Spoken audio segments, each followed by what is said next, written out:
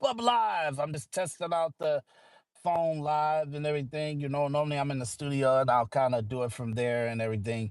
But I wanted to kind of just say hi to you guys and talk a little bit about what's going on and everything. I'm busting my butt. Don't freak out because I'm growing out my beard. I told myself as a art artistry type of thing, I'm just gonna grow it out into wrap up all my movies and stuff. So I'm in the editing room. I'm working. I'm doing so much stuff. I think I got about 4 jobs that I do daily. You know what I mean? But my podcast, I love you guys, and I told myself I want to come in here and do a live and just test out the phone live and everything like that. But forgive my scruffiness and everything. But this is just we're gonna this is productivity and everything like that, and it'll be all clean and groomed as things that I need to knock out or execute on. Okay. So what I wanted to kind of talk to you guys about is just the different stuff. It's a narrative. I did a short post today, this morning, and I said, um, how are the questions framed and what's the outcome? Meaning that when the system asks you a question, they're asking you a question to make sure that the things that come out your mouth, the things that you believe are structured to what they want the outcome to be. So, for example, okay, I don't want you guys to be a Trump supporter. I don't want you guys to vote for Trump. I don't want you to be supporters of Trump. But he's a great cosm, or let's say he's a great psychological framing or example or prototype for how manipulated even dominant people are. You know what I mean? So like you got like very successful people are kind of in hypnosis and they're in a certain psychological, ideological academia thought process when it comes to Trump. They're not really thinking common sense wise. You know what I mean?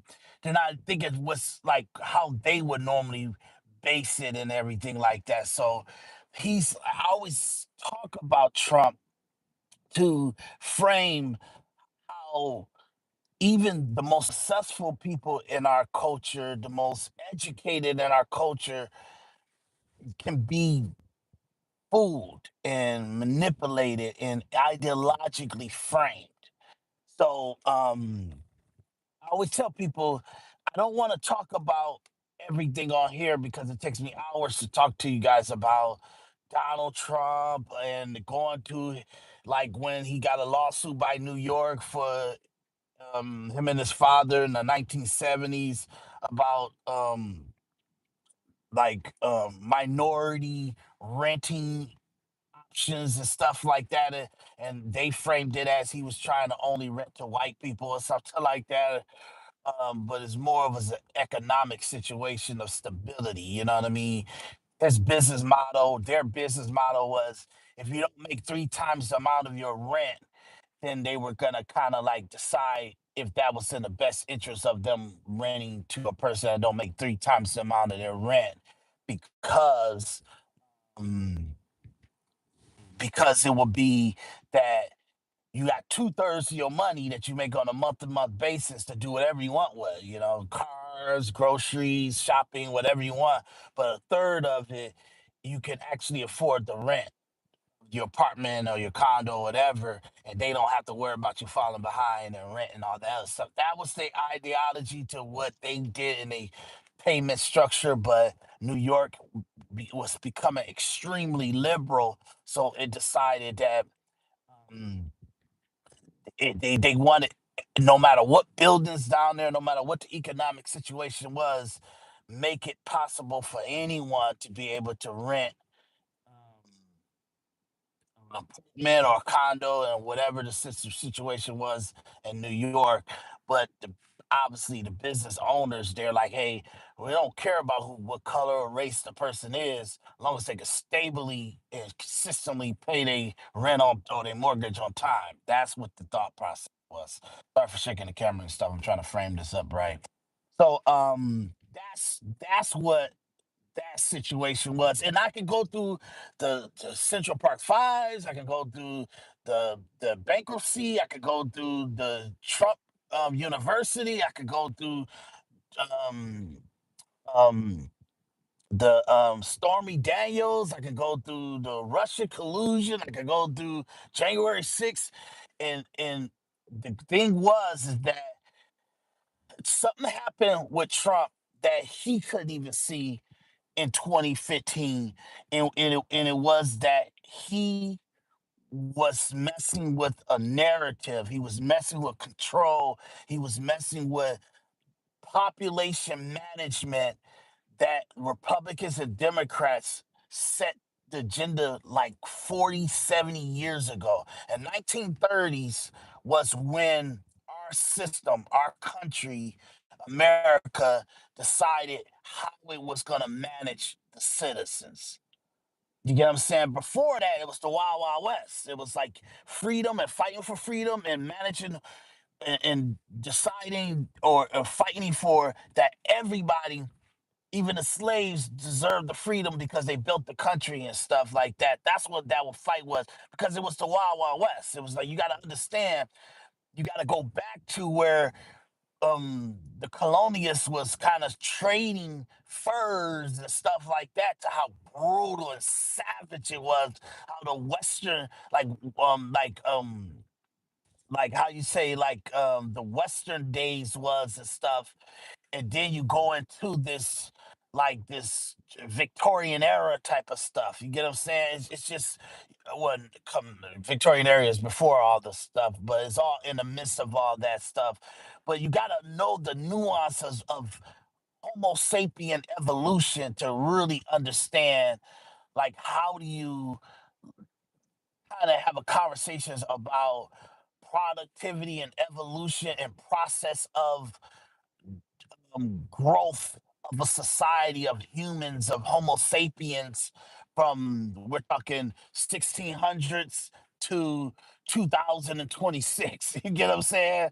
And most people, when you're having a conversation with them, the news anchors, the pundits, the podcasters, most of these people, they kind of they're kind of in what they are framing now, but the average viewer, the average person that's listening to this stuff, they don't get the context of everything. They don't get, like, the details of how this could happen, how society is the way it is, and how you deal with, like, certain things about society. You get what I'm saying?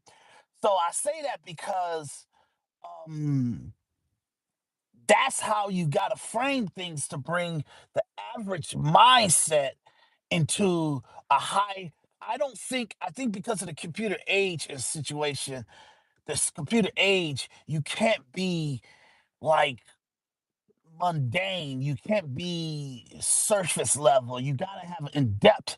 And every time you talk, every time you listen to something, every time you comprehend something, every time you need to kind of hypothesize something, every time you got to comprehend something, you got to have a depth in your understanding, in your knowledge, in the what you're, where you've been and where you're going, or where you came from, or all that stuff.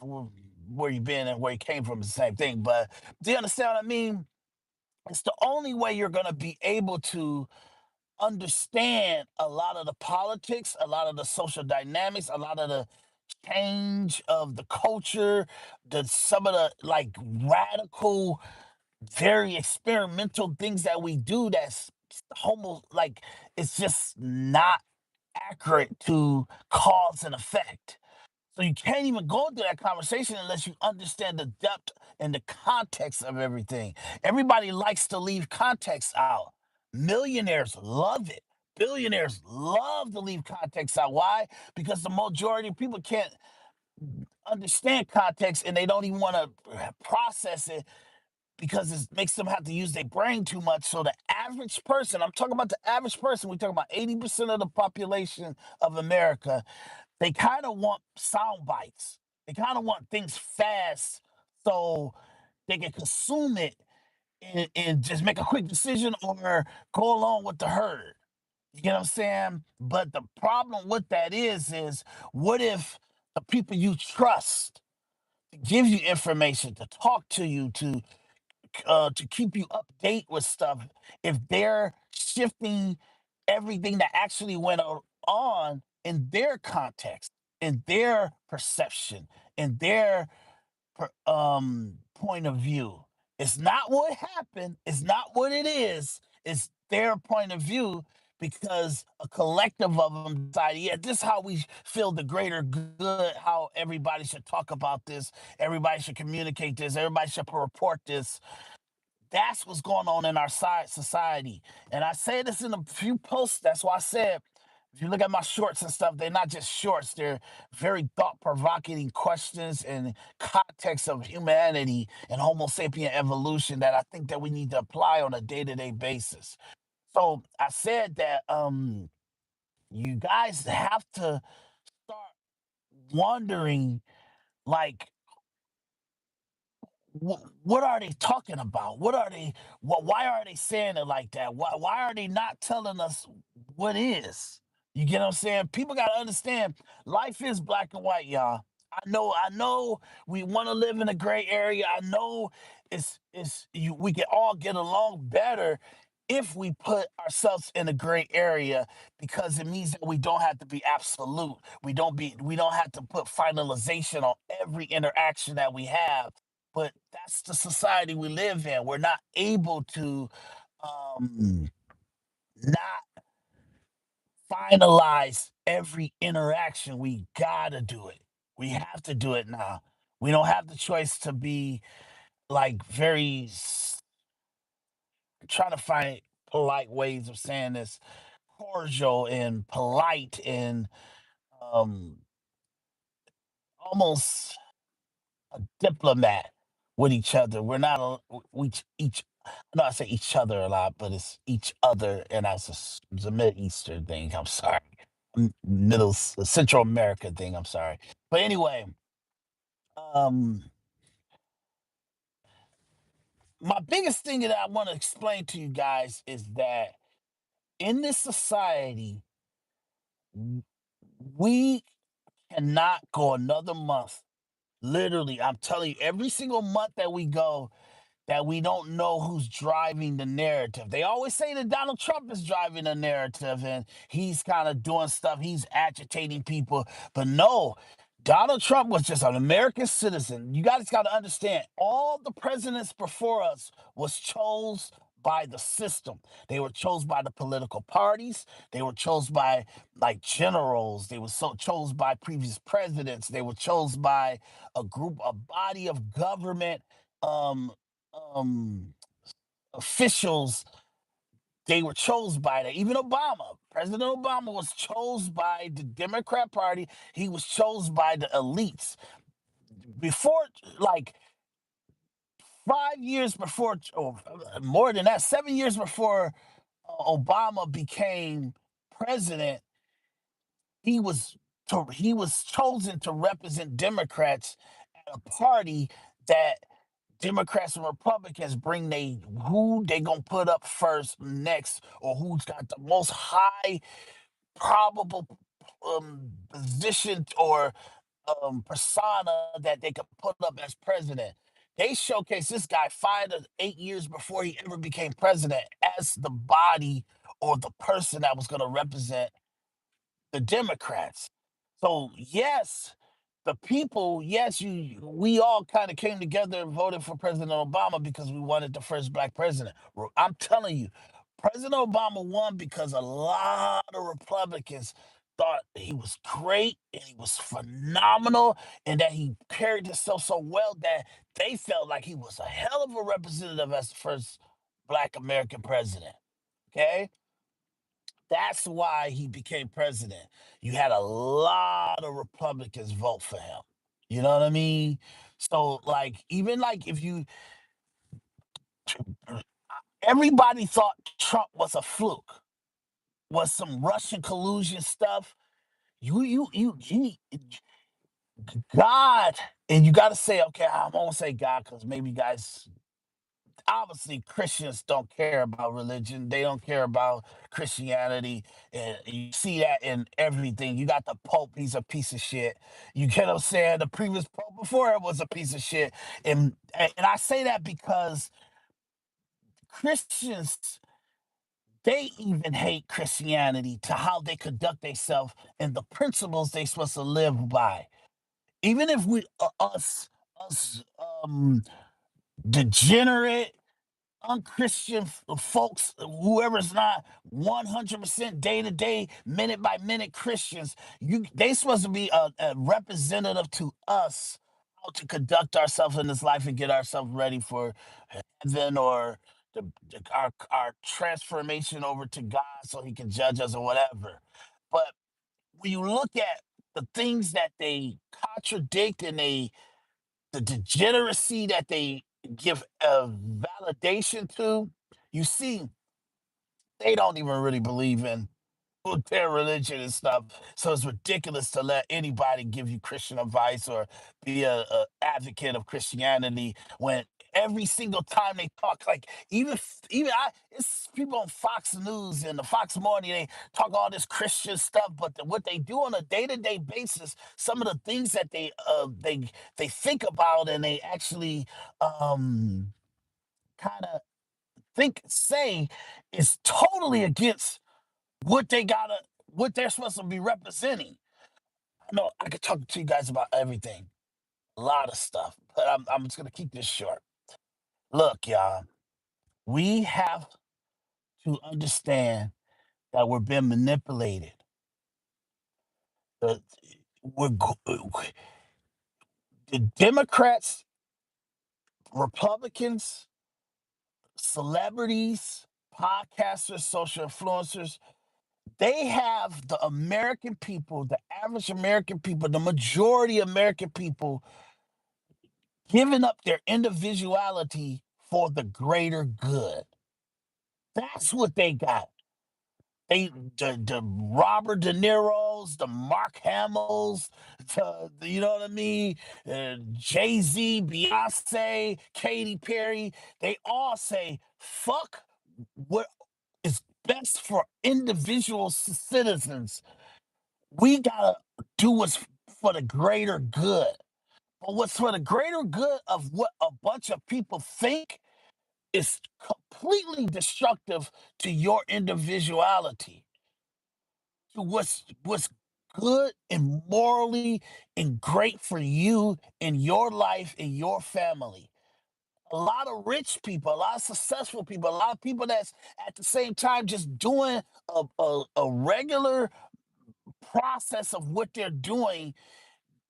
What's their greater good is that they're not fighting for more, they're not fighting for more success, more accomplishments. They're fighting for the equilibrium of their life, and for them it's good enough for them to say, okay, hey, I'll vote for this person because for greater good.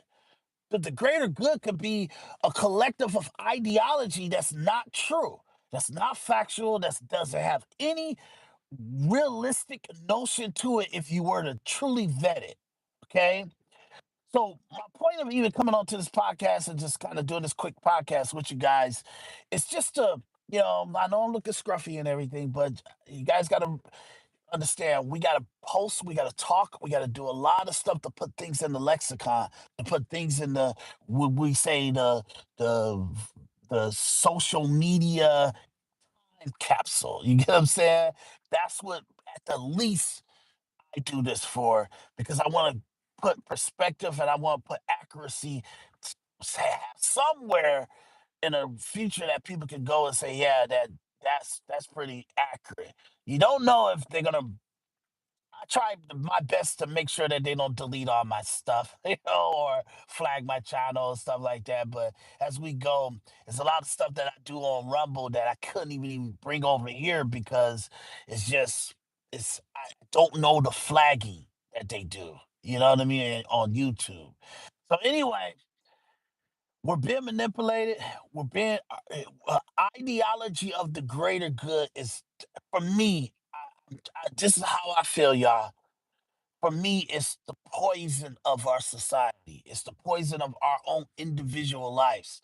The mindset of greater good life and do things and follow things and support things if it's the greater good. That thought process, it sounds like, of course, that's a good idea that everybody do stuff for the greater good.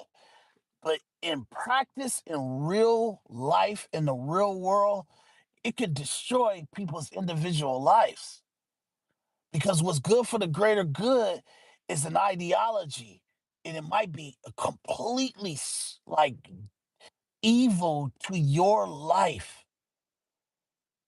We all know what right and wrong is. We all know what the truth is. We all know uh, pros and cons.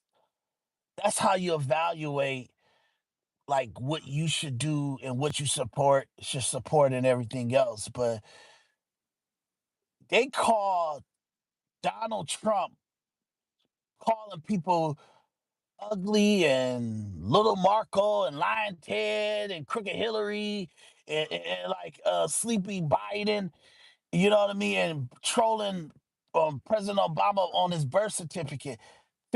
They call that evil rhetoric, demonizing rhetoric. If a protester go into his rallies and start beating up on some of his supporters, and he tells the supporters, "Hey, hit that guy back, beat his ass. Don't let him just hit you and be wild like that."